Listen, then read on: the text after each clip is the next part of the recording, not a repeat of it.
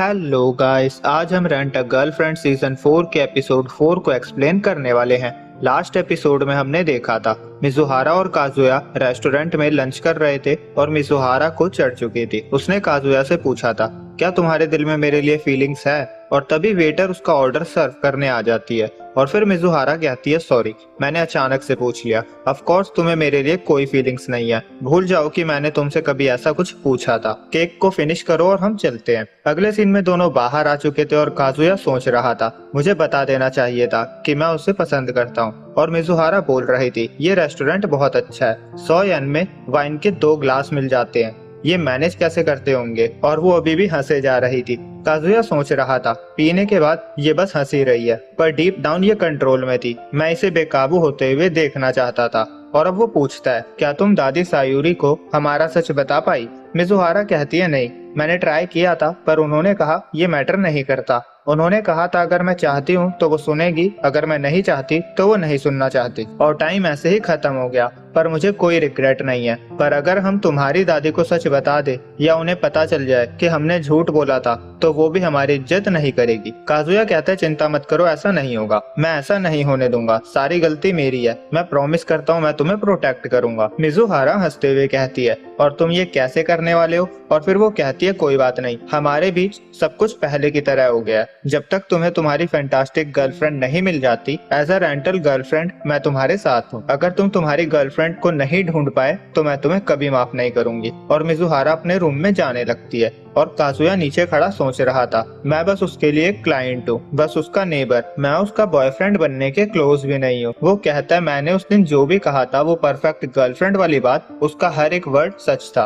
और वो हिम्मत करके बोल देता है, मेरी परफेक्ट गर्लफ्रेंड तुम हो। और शायद ये सुनकर तुम अपसेट हो जाओ, पर मैं तुम्हें बहुत टाइम से। और तभी वहाँ कार से कीबे जा रहा होता है और वो काजुया को देखकर उसे आवाज लगाता है और वो कहता है, तुम किसी से कुछ कह रहे थे क्या? काजुया ऊपर देखता है, मिजुहारा ऑलरेडी अपने रूम में जा चुकी थी। और वो सोचता है मिजुहारा ने कीबे को देखा होगा, इसीलिए वो छुपने के लिए रूम में चली गई। और वो पागल होने लगता है और कहता है, मेरा इतनी हिम्मत करके बोलना बेकार हो गया। और कीबे उसे ड्रिंक करने के लिए लेकर जाता है। और इधर रूम में मिजुहारा सोच रही थी, कैसे उसने काजुया से पूछा कि क्या उसके दिल में मेरे लिए कोई फीलिंग्स है। और जो अभी अभी काजुया ने बाहर बोला था वो सारी बातें उसे याद आ रही थी। और वो कहती है, मेरी प्रॉब्लम क्या है, मैं स्टूपिड हूँ, मुझे कुछ करना चाहिए। और इधर बार में काजुया अपने कन्फेशन को लेकर परेशान हो रहा था। वो सोच रहा था, अगर मैंने जो बोला वो मिजुहारा ने सुना होता तो शायद मुझे वो थप्पड़ मार देती और कहती, तुम्हें कितनी बार बताना होगा, मैं एक रेंटल गर्लफ्रेंड हूँ, तुम और मैं एक साथ कभी नहीं हो सकते।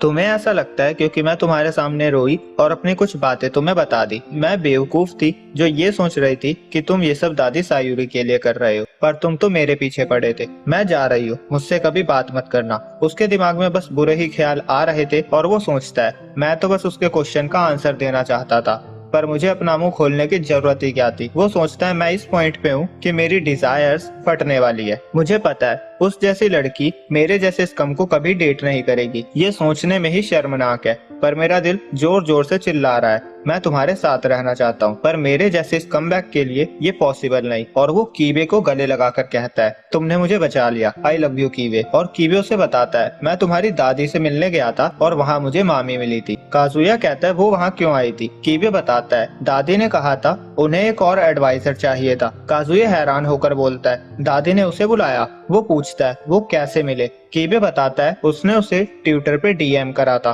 और काजुया सोचने लगता है, मामी दादी की एडवाइजर है तो वो दोनों एक दूसरे को अच्छे से जानते होंगे, इसका मतलब मामी ने दादी को बता दिया होगा। और काजुया पूछता है, उसे काम क्या था? कीबे कहता है, चिंता मत करो, पहले मुझे भी शक हुआ था पर वो सिर्फ काम के पर्पज से ही आई थी। मैंने उससे काम के बारे में क्वेश्चंस भी किए थे और वो अच्छे से तैयारी करके आई थी। काजुया सोचता है, सब कुछ छोड़ो, उसने दादी को ही कांटेक्ट क्यों किया? और अगले दिन काजुया कॉलेज में था और वो मामी को कॉल कर रहा था पर वो कॉल नहीं उठा रही थी। काजुया सोच रहा था, क्या वो सिर्फ जॉब के लिए इंटरेस्टेड थी? नहीं, सिर्फ इसलिए उसने दादी को डीएम नहीं किया होगा। पर फिर उसने क्यों किया? मुझे लगता है उसे पता है कि मिजुहारा और मैं अभी भी मिलते हैं, पर लास्ट टाइम उसने कहा था कि वो किसी को भी नहीं बताएगी। और तभी वो चलते चलते मामी से टकरा जाता है और वो उससे बोलता है, मैंने कीबे से तुम्हारे बारे में सुना। मामी कहती है, अच्छा तुम्हारी दादी से मिलने वाली बात? सॉरी, मेरा तुम्हारे लिए कोई परेशानी खड़ी करने का कोई इरादा नहीं था, मैं तो बस अपने लिए काम ढूंढ रही थी।